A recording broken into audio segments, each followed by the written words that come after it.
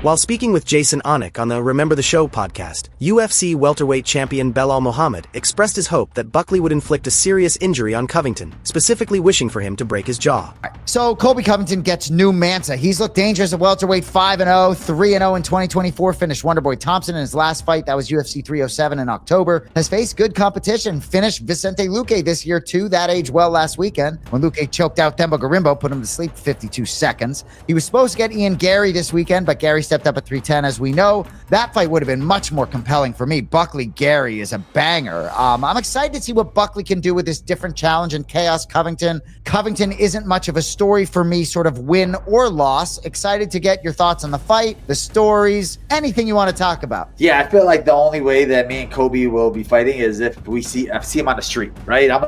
He's gonna get slapped. And I think he says, oh man, yeah, I'm living in a $2 million mansion because I can't be at the hotel because these guys are, I'm like, because you're scared, you're afraid. You can't show your face around any other fighters because you'll get slapped. So right now, as you see him in the media day, trying to just say the most dumbest stuff, right? Trying to get any type of headline because he's a nobody. Nobody cares about him anymore. We realize that he's, like I said, I've been saying it for years, he sucks. And I think that I'm hoping Buckley breaks his jaw. I'm hoping that Buckley puts him out cold, and I think Buckley can't put him out cold. Kobe's striking is terrible. His wrestling looked awful his last fight. I think Buckley's athletic enough to defend those takedowns, and if Buckley doesn't get crazy, right? If he doesn't get, he throws a lot of wide hooks that leaves opening for shots underneath. He just can't let Kobe push him to the fence. Can't let Kobe keep him on the fence and wear him down. In his last fight against Wonderboy, he was getting a little bit tired, but I think that was more so because he was offensive wrestling Wonderboy. He was taking Wonderboy down. Wonderboy would get up. He was trying to hold him down, and you don't really need to hold Kobe down. You don't need to shoot on Kobe because Kobe can't strike. He can't. There's nothing that he's gonna be throwing at you that's gonna be scary. It's not gonna hurt. So just take all of his punches, stand there in the middle, take one, and then give him one, and show him that there's levels to striking. I think that Buckley can't finish him, knock him out. We've seen Kobe have his jaw broken before by Kamaru, who sucks with striking. So I think Buckley, who has way more power, way better boxing, can't put Kobe to sleep. On the other hand, Usman is worried about Covington's inactivity and how it might affect his performance against Buckley, who is known for his aggressive starts. Buckley is hungry, he's aggressive, he's gonna come after Covington early. I worry about the inactivity of Covington because, and I said that in his last fight, I said him going into a title fight with Leon Edwards, but such a long layoff, it's gonna take time to get into the fight to where he starts to get going again. And that's the issue that I see here. He's also had another long layoff since that fight, so I think it's gonna be a little tough for him to get going. And Buckley's not the kind of guy that you're just going to stand there and take a couple of shots and then eventually get going later. So he has to be able to get a hold of Buckley, get Buckley into wrestling and grappling and up against the cage to really start to build up those lactic acids. Then you can really start to see if he gets to the later rounds of 3, 4, and 5, then you could really potentially see Kobe wake up. Cub Swanson is standing his ground in his feud with Joaquin Buckley. The rivalry began when Buckley claimed he could defeat a prime Georges St-Pierre, a statement that offended Swanson, who is both a close friend and former teammate of St-Pierre. The two fighters are now gearing up for UFC Tampa, where Buckley will headline the event, and Swanson will feature in the co-main event. Here's a look back at the remarks that originally sparked the conflict between these two fighters. Not gonna lie, if me and Georges St-Pierre fought at the same age, I'd knock out the GOAT. Better men have tried and couldn't do it. Get yo ass on a winning streak first, Cub. Talking about better men. Industry full of hoes. So when you see me, treat me like a lil boy, please. I was being honest when I said better men have tried. You're sipping too much of your own Kool-Aid. I've been here, you just got here. Have some MF respect, lil boy.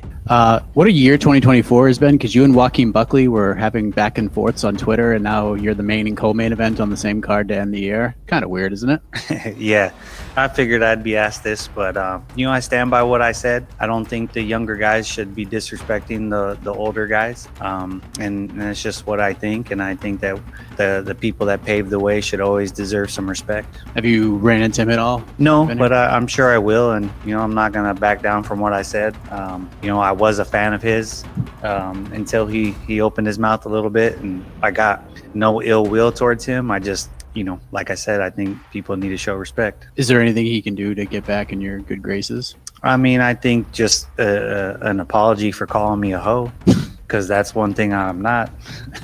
I've stayed true to myself. I stayed true to who I am. This is my entire career. So, the name calling was just a little over the line. But I was a fan of his until that moment. Michael Johnson is set to fight Ottman Azaitar in the prelims headliner of UFC Tampa on December 14, 2024. During the media day, Johnson explained why is it mandatory for him to win and expressed confusion about why Ottman, considering his situation, continues to fight. Yeah. Ottman's a good fighter. He's definitely got a lot of power in his hands. I've seen his skill set. He's got a great record. He comes from a great camp over there. But I'm just a little confused on why this guy fights. Like, isn't he some like Moroccan prince or some shit? Like, I don't know, that's my language, but I'm just a little confused by that. He seems like royalty. He seems like he doesn't have any problems whatsoever financially wise. And that's what majority of us are in this sport to do. We don't come from riches. And I might be misconfusing that. I'm sorry if I am, but he seems that guy that comes from a good well-being. Yeah. If I do everything I do and execute my game plan perfectly, I go in and I get a finish. That's what we're going to do. Like I said, I have to be close to perfect. I'm put myself in a position to where I feel like this is a win-win. I mean, not a win-win, but like I have to win out. Like, I can't afford a loss. I can't afford a blemish at this point in my career, and I have to be close to perfect. I've been in 15 years. I've been top 5 in the world. I've taken a slope, and I've tried to climb up, and I always get, pulled back down. Something always pulls me back. So I'm just trying to prove to myself that I can get over those hurdles, that I continue to keep fighting and keep winning and get back to the top of the division where I need to be. Anthony Smith recently reflected on his performance at UFC 310, where he was defeated by Dominic Reyes. Smith acknowledged that he wasn't in the right mental state after the recent loss of his close friend and coach Scott Morton. While he questions whether Reyes was truly the better fighter, Smith admitted that his poor performance led him to reconsider his future in the sport. So I'm watching the fight happen, and I forgot who texted me. Somebody from ESPN, one of the higher ups at ESPN, was like, "How's he doing?" I said, "He's surprisingly doing really well." I didn't like watching you do that walkout. I was like, I don't know. Yeah. But I was like, he's surprisingly doing really well. And I got impatient. Like, I just wanted something to fucking happen. Yeah. And I just forced it, Yeah. I forced it. I felt that too. Like you were doing so well and then just got impatient. Yeah. I just got impatient. Like, nothing was happening. Like, he wasn't engaging. He wasn't like, I don't know. Like, I seen everything. Mm-hmm. And that was the worst part too. I was in there and like, God damn, you're not that good. Yeah, that's what. Honestly, I felt like you were the better guy. And I was like, this is Anthony can win this fight. And then it hit me like, fuck, maybe I'm not either. Like, maybe I'm not either anymore. Yeah, but I seen everything. Like, the left hand wasn't nearly as fast as I expected it to be. I think I over predicted how good he was going to be on his feet. Mm-hmm. He landed a shot here or there, and then at some point where I was just like, fucking hit me or something. Like I need to fucking feel something. Like, give me something here. You know what I mean? We all saw that. What was going through your head when that happened? Theo Vaughn, who everyone knows obviously, had this thing that he said one time, and he said it was a long thing that he was talking about, but at one point he said, at least if I damage myself, then I'm the one doing it and not letting the world do it. And that's kind of how I felt. Like, I needed to feel something other than what I've been feeling. Sterling shared on his YouTube channel that he's unsure about wanting to work his way back up the rankings, citing the physical strain and sacrifices it requires. He also expressed frustration and disappointment about being ranked lower than he believed he deserved. Been a min one, so we'll just I will share something with the fans too. When we were in the back room, Ray had just stepped out, and I told the guys, I was like, I'm gonna let you guys know I don't really know what I'm gonna do from here. I don't know if I'm gonna. I need to let it clear a little bit, settle a little bit. But I was like, at 35, I don't know if I really want to climb the ladder all over again. Like, I don't want to say from scratch, but the end goal is so much further. It's just, I'm at a point where it's like, is that worth the time invested for the surgeries, the pain, the training, the sacrifice?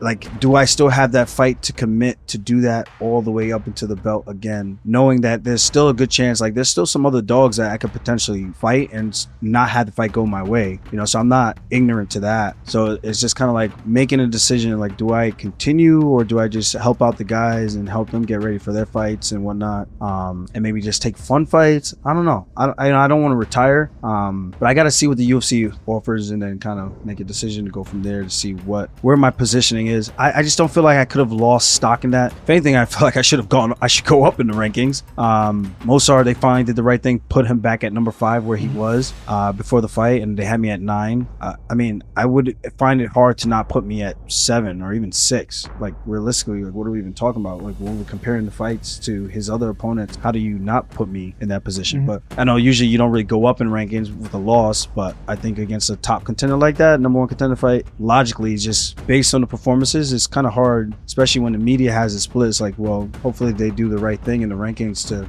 put me in a good spot, because they bumped me down, and that's just weird. And yeah, again, it just comes down to how much work do I really want to put in to keep chasing the goal again to win this belt in another weight class. It's tough to even talk like this because it's like, I'm only 35. I know people think like you still look good and everything, but it's just like, yo, my body hurts, man. I can't train the way I used to.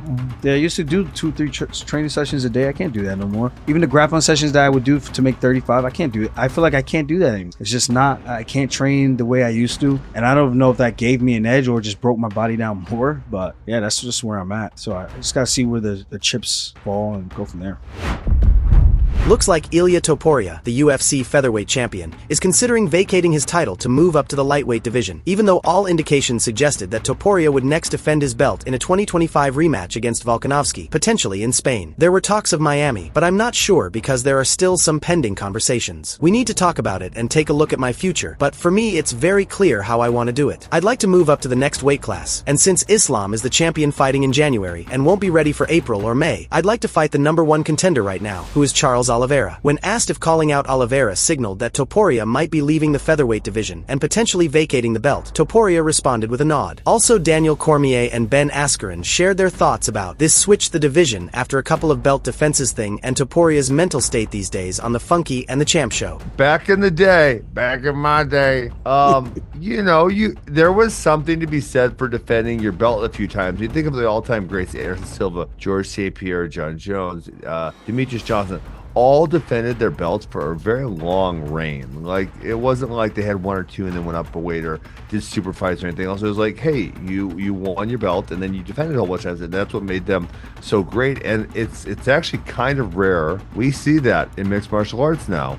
And, I thought, at the very least, Topuria is saying, I want to be active. I want to fight. Like he said, he said Islam's fighting in January, and he won't be ready until May. So I want to fight, like, soon. So I love that he's saying active. But as far as defending your belt in the division for a long time, I feel like that's something we haven't seen in kind of a long time. When you beat the best guys, especially the 2 guys that ruled the division for so long, there can be a little bit of fatigue in there. And it's not like muscle fatigue, it's mental fatigue, right? Because you have to be so up to do what he did to Max Holloway and to do what he did to Volkanovski. And I don't care what people tell you. The only ones that believe that he would do what he did was Ilia Topuria and his team. You can't think that was going to happen just being on the outside. He went and he knocked out Max Holloway. That doesn't happen. You don't knock out Max Holloway. He knocked out Volkanovski. You don't do those things back to back. So now to think, I went from fighting 2 established veterans, stars, people that sell pay-per-view, the BMF champion. So now I got to fight a guy that's on the upswing, a guy that's on the rise, a guy that truly is who I was only a couple fights ago. Here's what Islam Makhachev had to say about the possibility of facing Ilia in the near future during the UFC 311 press conference. Islam, you have a crazy, dangerous opponent with Arman Tsarukyan, so sorry to talk about something else, but one guy that keeps talking about you also is Ilia Topuria. Do you have a message for him? He really wants to fight you next year. No, man, I'm tired to give chance the small guys, I need my second belt, It's nothing excited. He's a good fighter. He's a good skills fighter, but I don't want to give him chance, I need second belt. They fight for what? For me, it's nothing. Just his name. I don't need his name. I need the belt. Hit subscribe and ring the bell to stay in the know with the latest MMA news. Thanks for watching.